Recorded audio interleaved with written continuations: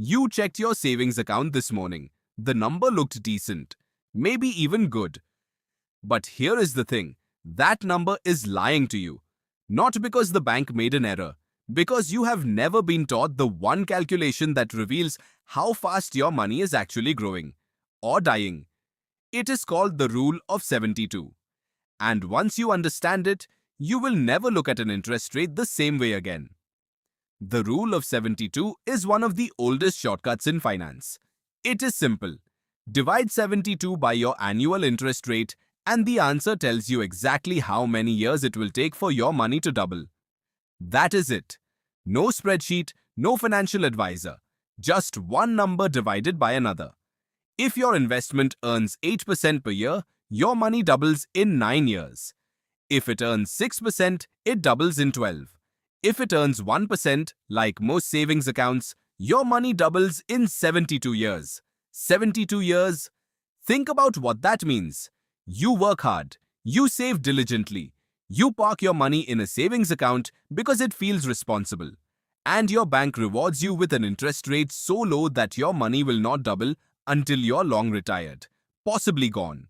The math does not lie. Most people just never do it. The Rule of 72 was not invented by a Wall Street banker trying to sell you something. It has roots going back to the Italian mathematician Luca Pacioli, who referenced a similar doubling principle in his 1494 work Summa de Arithmetica. Albert Einstein is often, perhaps apocryphally, credited with calling compound interest the eighth wonder of the world.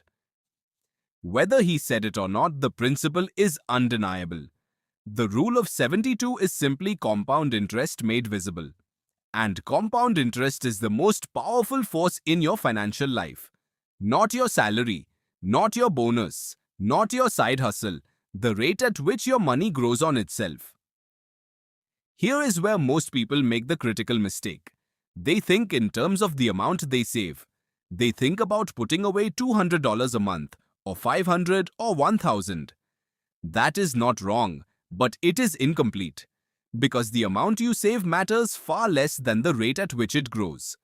The Rule of 72 makes this brutally clear. Put $10,000 in a savings account earning 1%. It doubles in 72 years. Put that same $10,000 in an index fund averaging 10%. The rough historical average of the S&P 500 over the last century. Your money doubles every 7.2 years. In 30 years, that single $10,000 becomes over $170,000. Same money, same person. Completely different outcome. The only variable is the rate.